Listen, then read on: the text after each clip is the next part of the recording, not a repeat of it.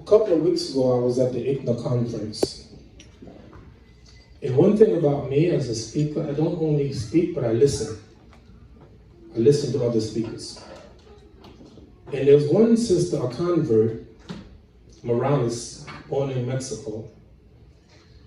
She gave a talk that really had a profound effect on me.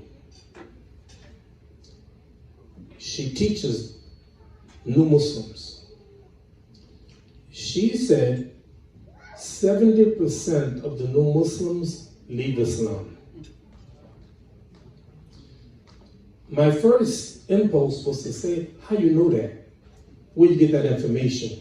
How accurate is it? And then my second question was, how many Muslims born in the faith leave Islam? Not the no-Muslims, not the converts, not the reverts, but those who are born Muslim, how many? And so my concern is so much, made me think about it. Tonight I want to do two things.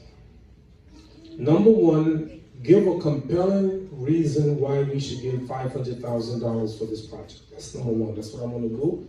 Give a compelling reason why we should give $500,000. And the second thing I want to do is why we should give $500,000 now. Not next week, not next month, or a year from now, but why now? These are the two things I want to address. Yes, you say 1% of the population, Muslims, if that. Allah knows best. What are we doing? There is something that I heard the Prophet ﷺ, he said that unnerved me, made me scary. Similar to what Sister Morales said at the conference. He said, alayhi salatu wasalam, إِنَّ أَحَدَكُمْ لَيَعْلَمُ بِعَمْلِ أَحْلِ الْجَنَّةِ حَتَّى مَا يَكُونَ بَيْنَهُ إِلَى ذِرَاءٍ فَيَسْبِقُ عَلَيْهِ الْكِتَابُ فَيَعْلَمُ بِعَمْلِ أَحْلِ النَّارِ فَيَدْخُلُهَا. A person will do the deeds of the people of Jannah. What are the deeds of the people of Jannah? Salat, Siyam, Hajj, Amila Solihah, good deeds. They will do so many good deeds that they are one arm's length from Jannah. And then they begin to do the work of the people of An-Nar فَيَدْخُلُهَا, and they enter it. I want to address this because this is a serious issue. These are people who've been doing all these good deeds, and you tell me right at the end, you blow it. Why?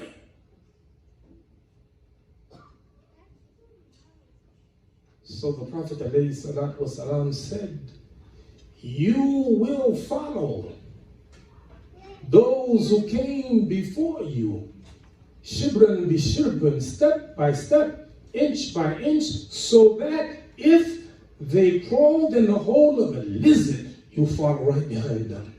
This is a prophecy of our Prophet, peace and blessing be upon him. I'm concerned about that. Allah blessed me in 1975, I became a Muslim.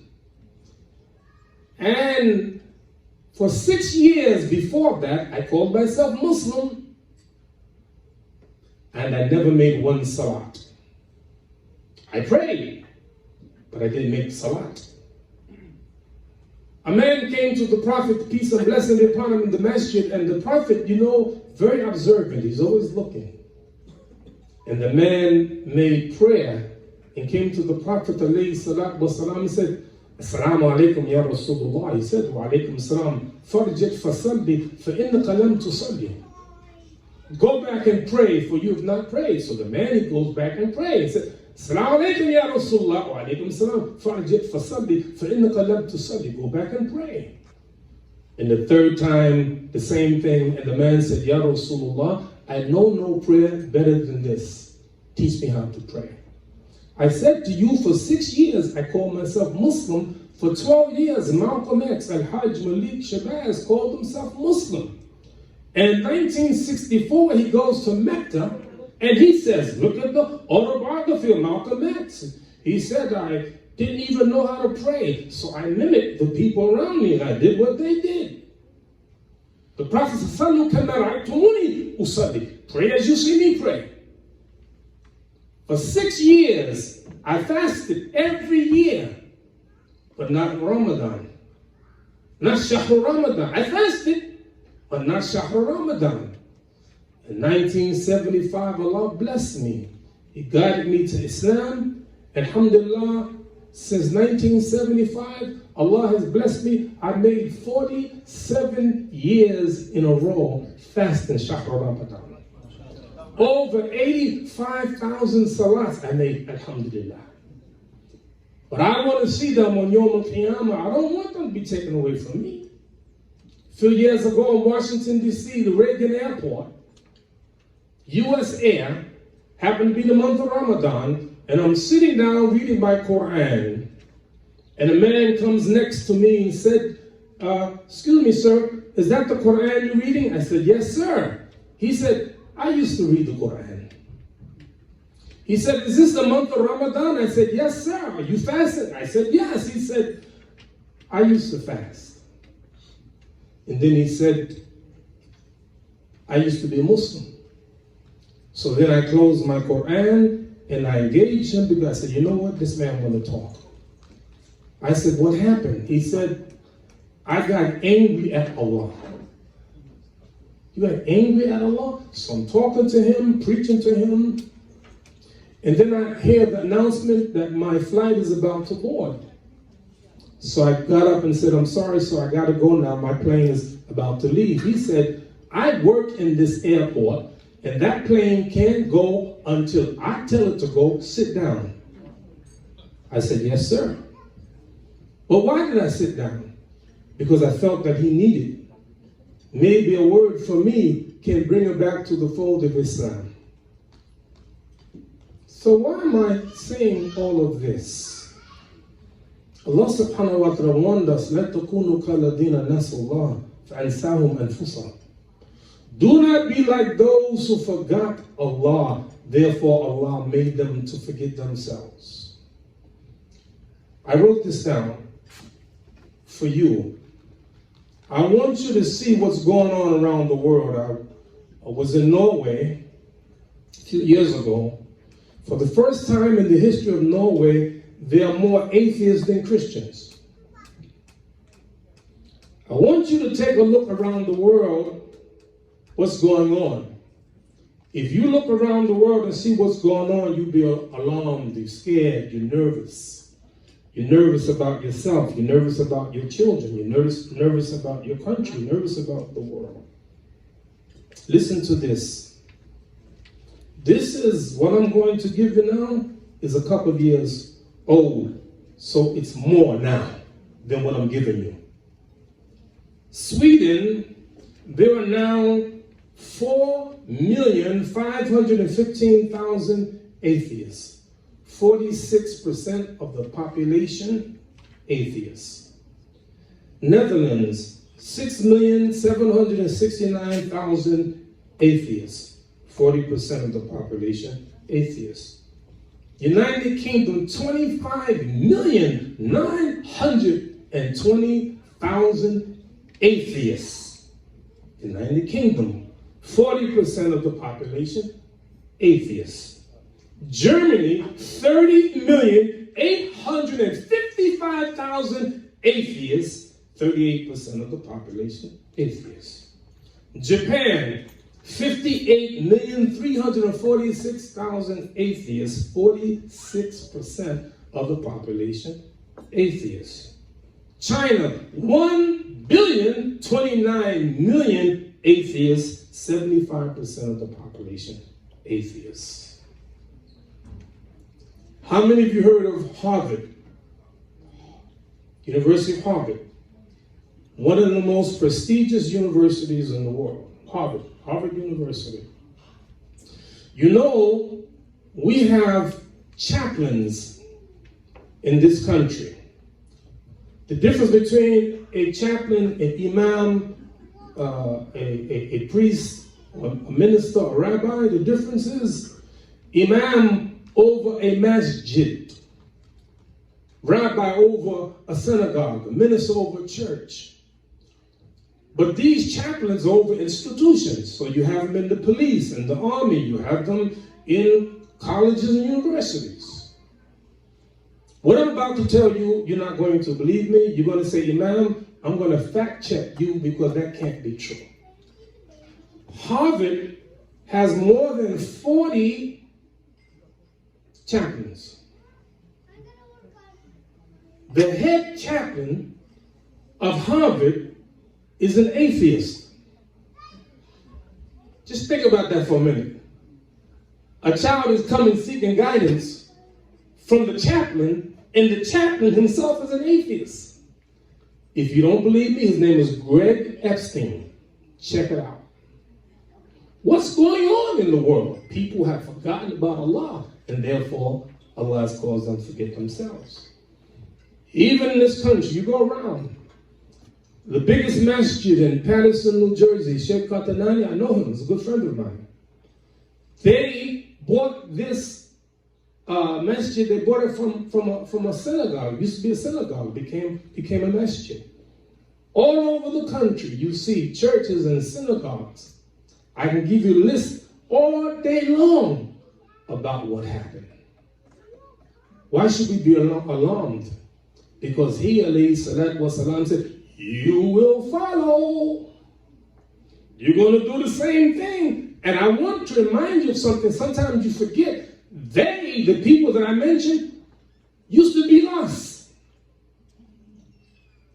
Yeah, the Prophet alayhi salatu wasalam said, Al-anbiya'u ikhwatun li'alatin ummahatum shatta wa dinuhum wahid. The prophets, all of them were brothers. Their mothers are different, but their religion is one. All of these prophets, they were Muslims. Then the question is, what happened to them? There's something that happens to us that we think we got it made. Let me tell you something. The Prophet, peace and blessing be upon him, mentioned some of the Sahaba that they're going to be in Jannah. Abu Bakr fil Jannah, Umar fil Jannah, Uthman fil Jannah, Abdurrahman ibn Auf fil Jannah, Ali fil, and he mentioned 10 Sahaba. And you know what? He didn't mention me. Did he mention you? Did he mention you? Did he mention you? He didn't mention any of us. But he mentioned them. Let me take one of them. Umar, radiallahu anhu, and all the things that he said about Umar, the Prophet, peace and blessing be upon him, said, I went to Jannah and I saw a palace. I said, who does it belong to? They said, Umar ibn Khattab. He said, I started to go in it and look on the inside until I remember the ghaira of Umar. What do you mean ghaira? Jealousy, strength of Umar. And I didn't go in. And so when the Prophet came back, alayhi salatu wasalam, he told Umar, and Umar started crying. He said, Ya Rasulullah, how dare I put my ghaira before you? Why I mention this about Umar, and what does it have to do with us, and what does it have to do with $500,000 tonight? Everything. When the Prophet died, alayhi salatu wasalam, Umar radiallahu anhu, every time a delegation from Yemen came, he asked the question, Afikum Uwais ibn Amir? Afikum Uwais ibn Amir? Afikum, is there a man among you named Uwais ibn Amir? For 10 years. He's obsessed with following this man. And finally, after 10 years, a man said yes. He said, did you used to have leprosy and it was cured except the size of a dirham? He said yes. From this tribe in Yemen? Yes. Did you have a mother that you were devoted to? Yes. He found his man. That's the man. This is the man he's been looking for 10 years. That the Prophet said Umar's going to be in Jannah. And he finally finds this man. Now we're going to find out why he was obsessed with finding this man. And so he told the ways, he said, the Prophet ﷺ said, if you find him, ask him to ask forgiveness of Allah for you.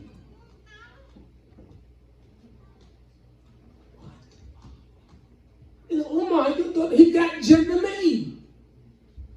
You know what I learned? That Ummah there never became complacent. You see, we think, I'm Muslim. I'm born Muslim. I'm telling you, it's not, don't tell me how you born, tell me how you die. Your deeds shall be judged by your last deed. Don't you tell me, don't you brag, don't you show off that I'm Muslim all my life. Be careful. Be careful. When I was 7 years old, I was living in the Marcy Projects. Sunday morning, getting ready to go to church, and I'm getting dressed. 7 years old. And I asked my mother, I said, Mom, why we gotta go to church anyway? I said, why we gotta go to church anyway? My mom took her belt. Pop, pop. She popped me twice. And then she said, now you understand why you gotta go to church? I said, yes, ma'am. About 7 weeks ago, I went to go see my mother, 89 years old. The one who whacked me twice took Shahada from my hands. It's not how you begin the race, how you end. I conclude with this. I'm going to ask you for some money. I'm going to ask you for $500,000 for just a few moments. How many of you heard of the U.S. Marines? Raise your hand. Marines, U.S. Marines. Can anybody tell me the motto of the Marines? Anybody? Semper Fi. Huh? Semper Fi. Semper Fi. No. No, all right. The few, the proud, the Marines. You see, Sheikh told us the percentage of the Muslims is 1%. The danger of that is that the nature of people, they want to be like everybody else. They don't want to be by themselves. They want to be like everybody, be with everybody else. Man tashabbaha biqawmin fahuwa minhum, the Prophet said, whoever imitates the people of them. I ain't worried about everybody else. I'm worried about me being a Muslim for the pleasure of Allah subhanahu wa ta'ala. Let's go back. Let's go back to one of the greatest prophets ever, Ibrahim alayhi salatu wasalam. And listen to what he said. Yes, Sarah. Laysa al-wajhi addi mu'min gharib wa gharuki. Oh, Sarah, there is not one believer on the face of the earth other than you and me. Just imagine that. Imagine that. You have maybe 1,000 people come to the masjid in this area, Long Island, this area, maybe 1,000 people, but 2 people on the face of the earth. Ibrahim alayhi salatu wasalam and his wife Sarah. No wonder Allah said, Ittaqadullah Ibrahim Khalil, and Allah did take Abraham as a bosom buddy. He ain't got nobody, hardly nobody. And then Allah gives him a commandment to build his house. And he goes to his young son Ismail and he said, Allah gave me a commandment. Ismail, you got to know something about him. He said, do what he commands you to do. He ordered me to build this masjid. Will you help me? Yes, of course. And so they build the masjid. Nobody around. But he obeyed his Lord and built that masjid. Now look at it. Now look at it. Thousands of years later. 1 year, 5 million people go to the house that Ibrahim built. How many thousands of planes now fly there in Mecca to perform Hajj? How many thousands of buses? You go look at the hotels around the Haram. All of this business, all of this industry, because Ibrahim alayhi salatu wasalam, he followed Allah, he obeyed Allah, and look what he did, and look at the ajr that they get for having built Allah's house. The Prophet, peace and blessing be upon him, said, one prayer in my masjid is better than 1,000 prayers in any other masjid. إِلَى الْمَسْجِدِ الْحَرَامِ Except Masjid Haram, one prayer in Masjid Haram better than 100,000 prayers in any other masjid. I've traveled all over the country. I've been all over the country, around the world. In every city I go to, I ask the question, which is the direction of the Qibla? Where's the direction of the Qibla so that I can pray to my Lord? Where's the direction of the house that Abraham built? The fuel. And this is why Allah said in the Quran, وَلَكِنْ أَكْثَرَ النَّاسِ لَا يُؤْمِنُونَ The majority of the people don't believe. The majority of the people are not thankful. The majority of the people don't understand the fuel. So you here tonight will be among the few who keep the legacy of Islam going. Here, Allah chose you, the few, to be here, to spend in His way. Now look at the economy of Ibrahim following Allah. Look at the economy of Mecca now. All because of that one man and his son. Our masjid we built 41 years ago, Masjid al-Taqwa. When we came in that area, not one Muslim business. Now over 30, 40 Muslim businesses in the area of Masjid al-Taqwa where we started. We started with 25 African Americans in our masjid. Now over 1,300, 39 different nationalities. Our masjid, a little masjid, not like your masjid, small. But the reward of Allah subhanahu wa ta'ala, extraordinary. So, is it worth it? You bet. The last thing I want to say, I believe, I was told that there are maybe one or two who have the ability to give $100,000. I'm saying to you, don't hesitate. What you will get from Allah for your $1,000, your $100,000, your $50,000, your $25,000, your $10,000, your $5,000, your $1,000, your $500, whatever you give, it is impossible for Allah to give you less than what He gave you. It's impossible. It's impossible. You're doing tijara with Allah. Who you think you are?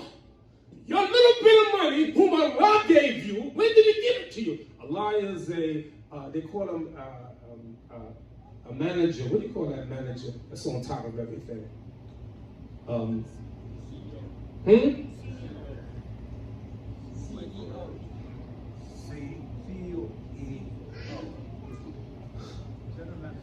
He's a micromanager. Well, I was a micromanager. Micromanager. What do you mean he's a micromanager? When you were in the womb of your mother, Allah wrote what your substance will be. That means if you have $100,000, Allah gave it to you. No, Imam, I worked hard for it. You did. You did. But Allah made you healthy. There's some people have no health. Allah made you be able to see. Some people blind. All over the world, blind people, sick people, but you know you, Allah bless you in America, you eat pretty good. I had a nice meal tonight. We didn't even have the real food yet, did we, Shay? And I love it, I'm gonna let you know that. By the way, I love you too much. So I'm saying, show your gratitude to Allah, because if you're grateful, He'll give you more. Why now? Because of the advice of our Prophet ﷺ, he said, hurry up. Hurry up and do good deeds. Don't wait till tomorrow. Hurry up. No one can die except by the permission of Allah. It's written in the book. They don't know what land you're going to die. No one knows what they're going to earn tomorrow. You got it now. Ain't no guarantee you're going to have it tomorrow or next week or next year. Do it now. So let me see that one person that started off said, Imam Siraj, you know, Allah blessed me. I understand the greatness and significance of this masjid and the build of this masjid. And by the way, think about this. Do you know the most expensive building in the world? Do you have any idea? Most expensive building in the world? It's the Haram, worth over $100 billion. Now, Ibrahim alayhi salam didn't build the present one, he started the foundation. Now look, others came after him and built and continued to build and continued to build until it's the way it is now. I want to see this masjid years from now, 10 years from now, 20 years from now, 100 years from now. Who will honor us tonight to be the first one? You can raise your hand, write it down, do anonymous or do it publicly. All of it is good. Fi sabilillah. Do you have anyone here today that said, you know what, alhamdulillah, Allah bless me, I want to preserve the Islam in this country and in this area, and I want to give a portion of what Allah has given to me. Allah gave me $100,000, I can give it away, and Allah will give me more. Anyone? I want you to just ask yourself for one moment, can anyone here give $100,000 for this prophet? MashaAllah, may Allah bless you the best of this life and the best of the hereafter. Say Ameen. You are so beloved to me, man. Really, honestly, all I can say, I love you. And the next time we have a fundraiser at my masjid, I'm going to pour. I'm just messing with you, man. That's one, MashaAllah, may Allah bless you. I want somebody to match him. I want someone here to say, you know what? You know what? I want to give 1/5 of what we're going to collect tonight. Allah gave it to me. And I ain't ashamed. I ain't ashamed to spend it, fi sabilillah, because Allah, He see it. Can I get another brother or sister to say, yes, I have $100,000 I'm going to give to this project, knowing that I'm going to get something much more. You know, in the church, in the Bible, it says, greater love hath no man than this, that a man lay down his life for his friend. But you know what Islam is saying? Allah subhanahu wa ta'ala told us, the Prophet told us that no one who dies and go to Jannah want to come back to this life. No one. Except a martyr, a shaheed, a person who gave their lives for Allah subhanahu wa ta'ala. They want to come back here. Why? To die 10 more times in the way of Allah because of the great honor that they have. You can't outdo Allah in good.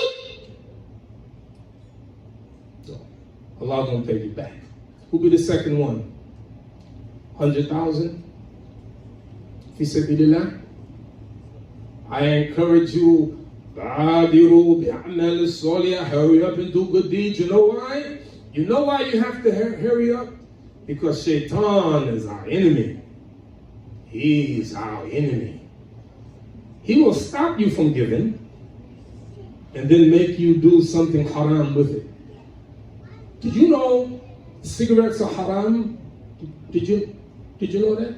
Years ago, our scholars, they said makruha. They did. I know, for sure. I know the fatwa. But after they understood what cigarettes do, they all say unanimously, smoking cigarettes is haram.